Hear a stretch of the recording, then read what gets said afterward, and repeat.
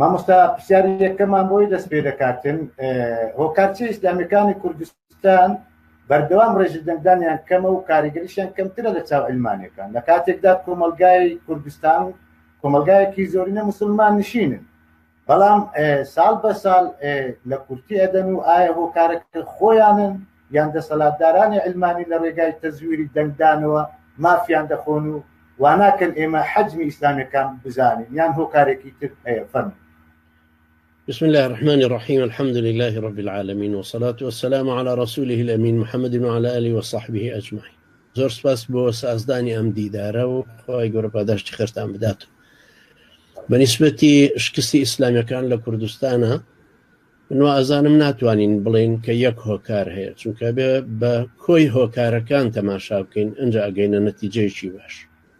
یەکەم شت هەموو کەسێک لەوانەیە کە لە ساحەکەیان هەڵگری بیر و باوەڕێکن لەگەڵ پراکتیزەکردنی ئەو بیر و باوەڕە و بە شێوەیەکی جەماعی ئەبزوێن بۆ گۆڕانکاری لە کۆمەڵگەکە پارتی وایە چێتی وایە گۆڕان وایە هەمویانەوانی تری ژوان ئیسلامیەکانی ژوان ئەوەی کە چەپیە ئەوەی کە لیبرالیە هەر بەو شێوەیە حرەکەت دەکات دید و تێڕوانینێکی فەلسەفی هەیە لە مقابلی ئەوەیە مەقول وەڵاو حەدمانەیە ئیسلامیەکان بە هەمان شێوە هەمومان ئەم دید و تەسەورە ئیسلامیەمان هەڵگرتو ئەوانش بە هەمان شێوە ئەمان هەڵگرتو ئەبێ وا بڵین یەکەم خاڵەگەڕێتەوە بۆ ئەوی ئایا ئەمان بەڕاستی هەموو دید و تەسەورە ئیسلامیەکەیان هەڵگرتووە یان لەگەڵ ئەوان کەوتون بە خەلفیەتێکی ئیسلامی.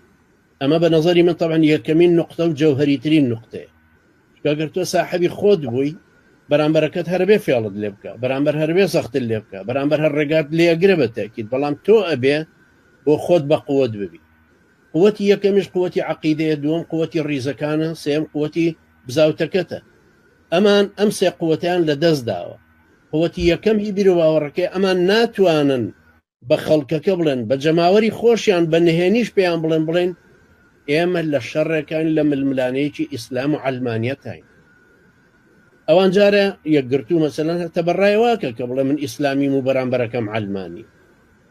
کۆمەڵیش بە هەمان شێوە زیاتر لە مەجالی پراکتیزەکردنی ئیشوکارەکانی خۆیان ئەبزوێ فەرحی ئیسلامەکە ناکەن. بۆیە مەسعود بەرزانی ئەڵێ اختلافی ئێمە و ئیسلامیانە چییە؟ هەر ژمارەی کورسیەکانە کە تۆ ئەمەد لە بەڕەکە لە ژێر پێی دەرهێنا ئەو کاتە یەکەم تۆی بیتەوە تۆڵی من نوێنەری ئیسلامەتیەکەم ئەمە یەکەمە بێ سادقانەش نوێنەری بی ناکرێت کابرا نوێنەری ئیسلامەکەیە بەڵام ئەو کابرایەکی پارتی هەردووچیانە چن بۆ نوێژی جمعە هەردووچیان بۆ ئیمباخێکیان لە ملایە هەردووچیان ڕیشان پاک تاشیوە نازانین کامیان پارتی و کامیان ئیسلامی.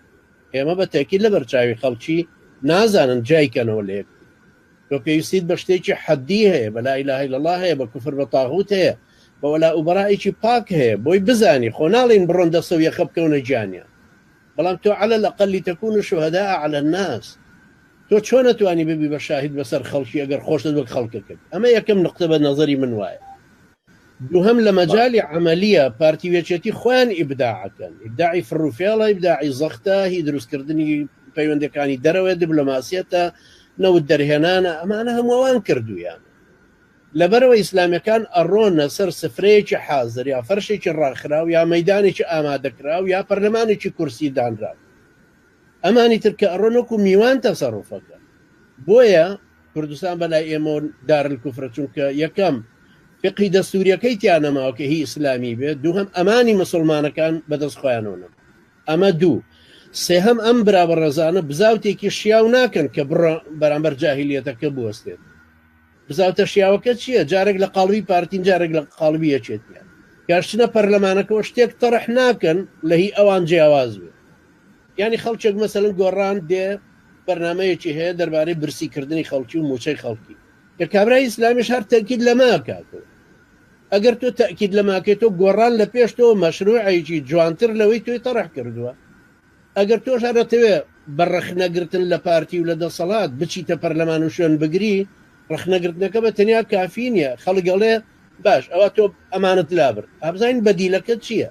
تۆ لە سەر میمبەر سەد جارە دوو تۆ عومەری کوڕی خەتاب وای فەرموو کاکە ئێمە عومەری کوڕی خەتابی کۆنمان ناوێ عومەری کوڕی خەتابێکی ئێستامانەوێ ئێت کە سەیرەکە مامۆستا سەلاح و مامۆستا عەلی باپیر و مامۆستا عەبدولەتیف و مامۆستا عیرفان و اینجا مەکتەب سیاسیەکان و ئانەی حرەکە دەکەن و ئانەی بوون بە وەزیر و بوون بە ئەندام پەرلەمان ئێکاکە مەکەس عومەری کوڕی عەبدولعەزیزیش نییە نەک عومەری کوڕی خەتا من پێم وایە شکستەکە لەمەیە شکستێکی ئایدۆلۆژیە شکستێکی جەماعیە کە پراکتیزەکردنی ئایدۆلۆژیەکە شکستێکی تری بزاوتی شیاوە واتە نەبوونی بزاوتێکی شیا بۆ گۆڕانکاریە بەڵێ